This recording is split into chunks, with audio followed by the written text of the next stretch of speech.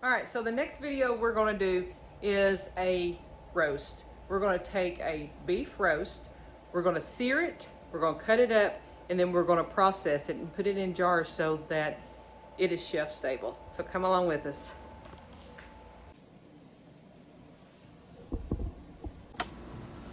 Here you just want to go ahead and cut it up into cubes.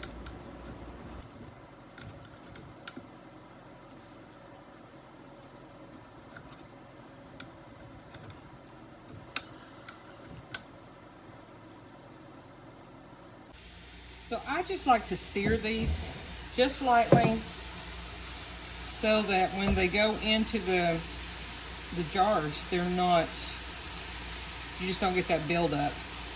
I mean, when you made a roast at home, you always seared it before you put it in the oven to let it bake. So I sear mine to lock in the flavors. Just a light sear.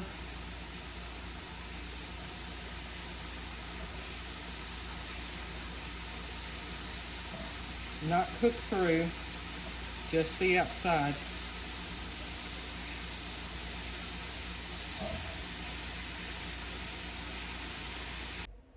Now that we've gotten the meat browned and seared, we want to cut up anything you want to put in your roast.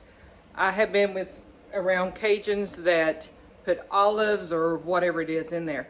So what I put is carrots, onions, and potatoes. So I'm going to go through and I'll be cutting those up.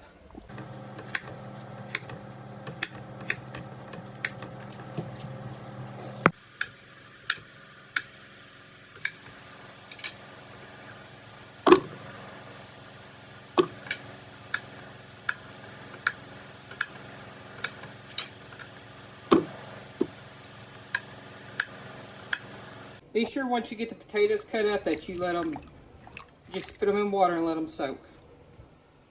And that pulls out the starches. Okay, so when you want to take your clean jars and you want to just start stacking your meat into each one.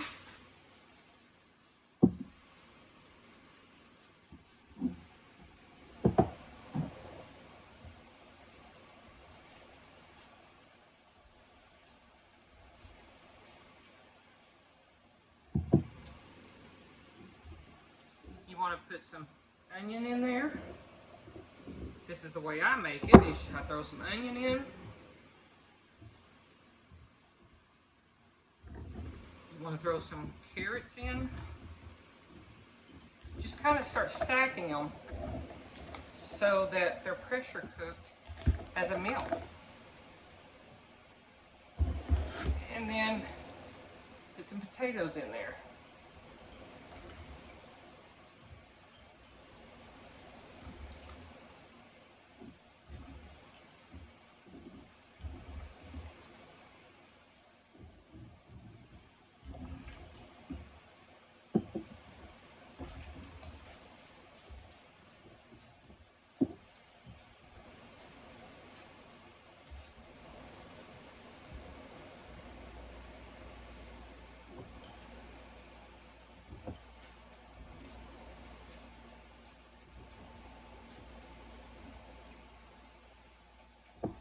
Now, because Richard and I are by ourselves and we don't have any kids at home, they come visit, but they don't live here anymore. I'm just making smaller pints instead of quarts. Now, if the kids are here, I can open 2 or 3 of these, but this is enough for Richard and I to make one meal. Okay, now that I've got everything stocked up, I want to cover them up with water. You want to bring it, I don't measure. You want to take a knife and go around the edges and debubble, get all your air bubbles out. Jars. Let me show you. That is 1 inch. Everybody goes around measuring. It's 1 inch. I don't do that. I've never done it. I just pour to the bottom of the rim.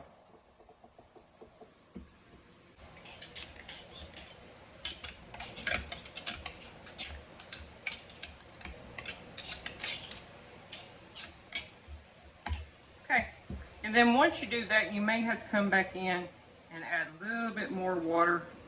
And push everything back in. But the main thing is you want to make sure the product is not too full, that it's not covered up in water. Like this one's really full.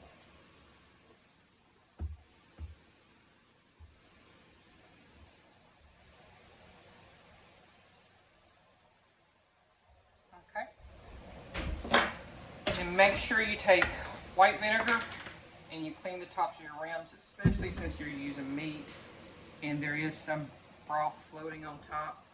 You want to make sure to clean your jars, so no grease.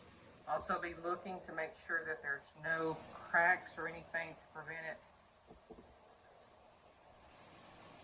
from sealing.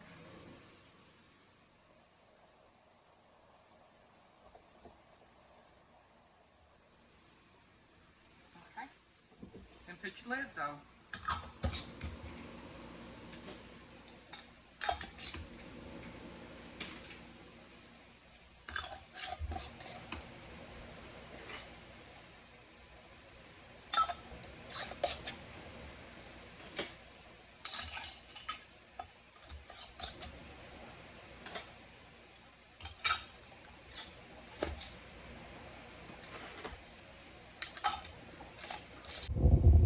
So this is how they look going in. Kind of pretty and colorful. Then just take them and put them on in your canner.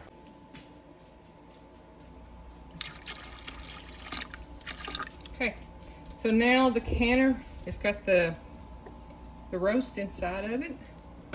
I did put some vinegar inside. You want to make sure to follow the rules. Mine is 2 inches on following the product, so I have done that. I also put a little vinegar in it to keep everything from being cloudy and help keep the canner from turning black.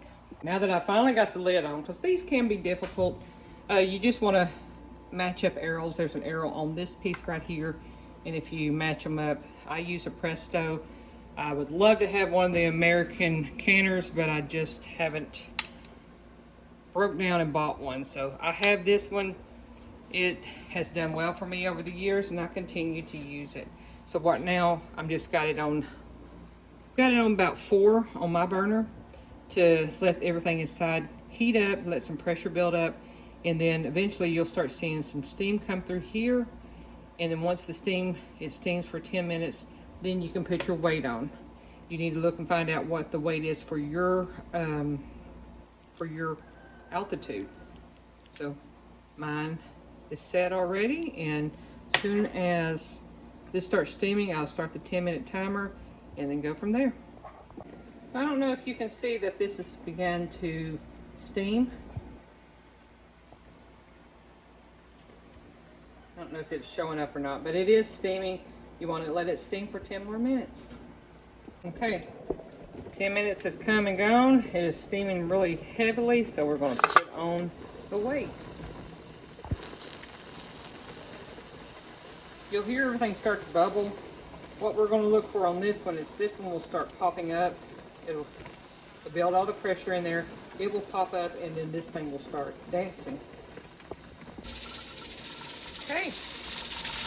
It just started rattling.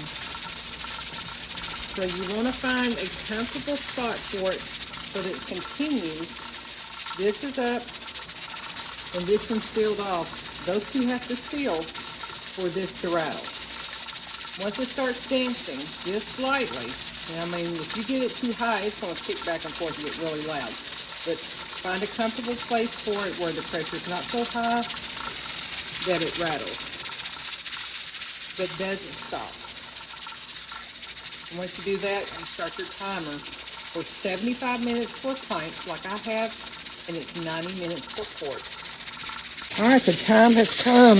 We're going to turn the heat off, and we're just going to let it depressurize on its own. Don't try to lift this up and make it depressurize faster, because what happens is the liquid that's inside the jars will leak out, and then you lose, it's called siphoning, then you lose all of your juices, and you also take a chance of all that popping through, and then your jar is not filling. So just let it set naturally depressurized. So once everything has depressurized, you're able to take the cans out, put them on a towel, and let them set for 12 hours. Thank you for watching. Please subscribe. Take care and God bless.